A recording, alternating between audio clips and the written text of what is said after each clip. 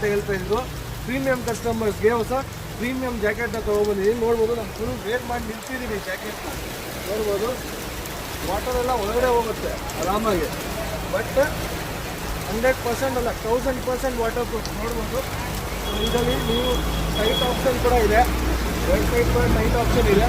ನೋಡ್ಬೋದು, ಬಟನ್ನಿಂದ ಹಿಡಿದು total packing ಇರುತ್ತೆ, ಒಂದು ಚೂರಿಲ್ಲ. ಬೈಕ್ ರೈಡರ್ಸ್ ಅವರು ಟ್ರಾವೆಲ್ ಮಾಡೋರು, ಬೈಕಲ್ಲಿ ಜಾಸ್ತಿ ಟ್ರಾವೆಲ್ ಮಾಡೋರಿಗೆ ಬೆಸ್ಟ್ ಜಾಕೆಟ್ನ ತೊಗೊಬಂದಿದ್ದೀನಿ. ಸೈಜ್ ಬಂದು L, XL, XXL, 3XL available ಇದೆ. ನೋಡ್ಬೋದು, ಮಸ್ತಾಗಿ ನಿಲ್ತಾ ಇದ್ದೀನಿ.